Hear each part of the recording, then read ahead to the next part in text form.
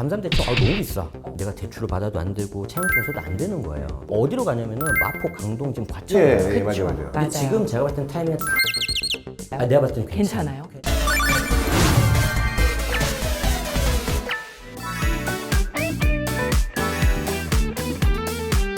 강남 그저기 이제 급등하고 있는데 세금 부분 또 이제 또 예를 들어 대출 부분 네. 이런 거 관련해서 이제 여러 가지 이제 변화들이 조금 느껴지나요? 어때요? 그러니까 우리가 주택 가격에 따라서 대출 문의와 수요가 좀 다른 것 아 같아요. 그래요? 9억 원 이하 같은 경우에는 나라에서 도와주는 대출을 정책성 대출이라고 음. 하거든요. 근데 이제 9억 원 이상부터는 은행의 도움을 받아야 그러니까 돼요. 여기는 다 고건 이상 아니에요? 그쵸. 고건짜리가 어디냐고. 네, 그렇기 때문에 비규제 지역이라고 해서 서울 내에도 강남 3구와 용산을 제외하고 지금 다 비규제거든요. 네네 맞아요. 거기는 이제 LTV가 70%까지 나와요. 아 그래요? 네, 그럼 70%도 물론 소득 범위 내에서 나오지만 그렇죠, 그렇죠. 거기서 있는 분들이 규제 지역으로 옮겨갈 때 어. 이제 LTV 50%만 나오니까 그럼 돈이 좀 부족하네. 그러면 어. 그때 좀 주의하실 점이 신용대출을 잘 활용하셔야 돼요. 나는 좀 세금도 필요해, 부대 비용이 필요해서 신용대출을 더 사용하실 수 있단 말이에요. 근데 신용대출 근데- 이자가 세잖아요. 근데 이자가 물론 세지만 하나 더 주의할 게 1억 원 이상을 받고는 규제 지역에 1년 이내에 집을 사면 안 됩니다. 네. 근데 더 조심해야 되는 게 있어요. 어떤 거요? 우리가 1억까지는 신용대출이 가능하다고 했는데 네. 여기서 내가 1억만 좀 더 보태면 진짜 내가 괜찮은 걸 살 수 있다는 거예요. 근데 저걸 사야겠어. 무조건 사고 싶어. 그럼 요새 포기를 못 한단 말이에요. 그쵸. 다른 게 눈이 안 들어요. 네. 그럼 그 1억을 추가 1억을 어디서 가져오냐? 가족들한테 손을 벌려요. 아, 빌려오는 거네. 일단 이제 가족 대출 1억을 빌렸어요. 부모님한테. 빌린 것처럼 채용증을 써요. 그렇겠죠. 근데 실제로 뭔가 좀 드리기 싫거든요.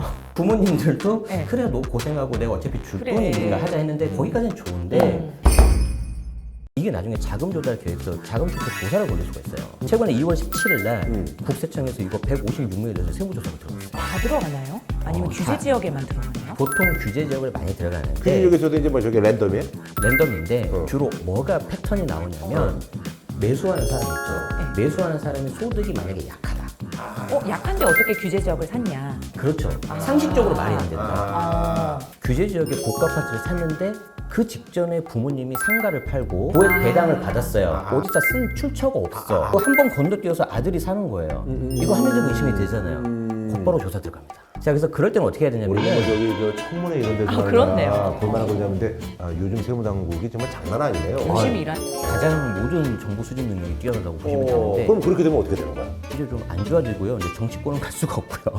아니 그건 있는데 어쨌든 그러면 조심해야 실제로 되는 돈이 이제 얼마나 이제 손해 보냐? 내가 1억을 증여를 받았는데 증여세를 냈으면 아무 문제가 없잖아요. 그렇죠, 그렇죠. 근데 내가 이거 증여세 안 냈잖아요. 그럼 1억에 대해서 증여세가 10%이기 때문에 1,000만 원이 나와요. 근데 이 1,000만 원에 대해서 신고를 안 했으니까 무신고 가산세 20%가 붙습니다. 그럼 벌금형으로. 200만 원. 그리고 이게 나중에 1년 뒤에 걸리잖아요. 그럼 납부지원 가산세가 거의 1년에 10% 가까이 나와요. 그러면 거의 한 100만 원 정도 나오겠죠? 그럼 1,300이 나오는데 그게 단위가 커진다고 생각해봐요. 뭐 5억, 10억. 그럼 가산세가 어마어마하게 나와요. 자, 그래서 이거는 딱 두 가지예요. 차라리 세금을 내, 증여세를 내. 그래서 깔끔하게 그 돈으로 취득을 하는 게 낫고 두 번째는 아까 말씀하신 것처럼 채용증을 쓰는 거예요.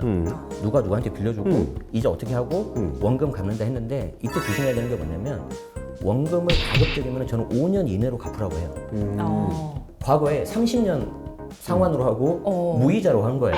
걸렸어요. 그냥 이게 이건 아니잖아요. 네네. 이건 그냥 주는 아니잖아요. 거지 뭐 그거는. 그렇죠. 그래서 가급적 5년 이내로 하고 이자도 좀 소액이라도 꼭 드리고 우리 이체할 때 메모 적잖아요. 이자 지급. 그거를 꼭 이걸 꼭 작성을 써요. 하고. 이거 근데 이제는 그거를 네. 한 몇 년을 못 하다가 그렇죠. 까먹고도 못 하고 뭐 상황이 안 좋아서 그러다가 조금 나아지면 그냥 한꺼번에 뭐 그래도 그래도 저는 1년에 한 번은 무조건 1년에 한 하는 번은 단돈 100만 원이라도. 아하. 왜냐하면 그 법정 이자율이 4.6인데 내가 드린 이자하고의 차액이 1,000만 원이 넘어가잖아요.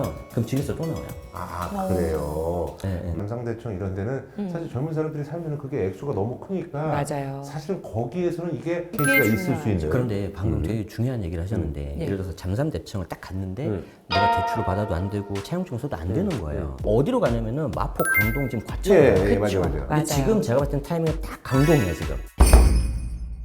강동도 많이 올랐지 않았을까요? 내가 봤을 때 괜찮아요? 괜찮고 과천이 지금 규제 지역이 아니란 말이에요. 맞습니다. 비규제 지역이죠. 이게 되게 메리트가 있다는 거야. 맞아요. 이게 굉장히 또 네. 이제 유의미한 게 2월까지만 해도요. 잠산 대청하고 강남 상구 용산 그리고 누구나 가고 싶어하는 아파트 위주로 대출 문의가 들어온 거예요. 네네네. 왜냐하면 대출의 힘을 빌려야 되니까. 그렇죠, 그렇죠. 근데 지금은 아까 말씀하신 강동구 그다음에 뭐 더 마용성이라든지 또는 노도강까지도 그리고 경부 라인 따라서 과천, 성남, 분당 그다음에 광명까지도 문의가 많이 들어오고 있고요. 갑자기 전세 대출 수요 문의가 많은 곳은 오히려 거기는 매매보다 한 바퀴 돌리거나 세입자의 포지션으로 있으려는구나. 하긴 좀 그러니까 이제 한 바퀴 약간 더 한 바퀴 관망하겠다. 돌리거나, 아니면 그러면- 내가 여기서 이제 좀 높은 곳을 점프하든지 뭐 이렇게 네. 하겠다. 근데 그 전세 대출도 약간 형태가 바뀐 게요. 아하. 보증금이 낮아졌습니다.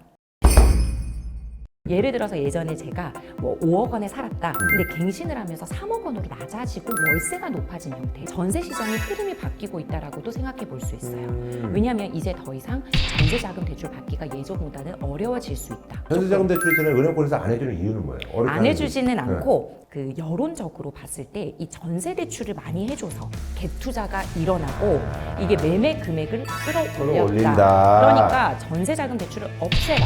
그리고 또는 많이 해주지 마라라는 여론이 형성되기도 하고요. 또 전세 자금 대출 자체도 지금 200조가 넘었어요. 아하, 많이 그러니까 우리가 끌어졌군요. 네, 가계 대출을 총량을 규제를 하고 있는데 거기에 전세 자금의 수요도 있단 말이에요. 그러니까 이거를 무작정 풀어줄 수는 없다.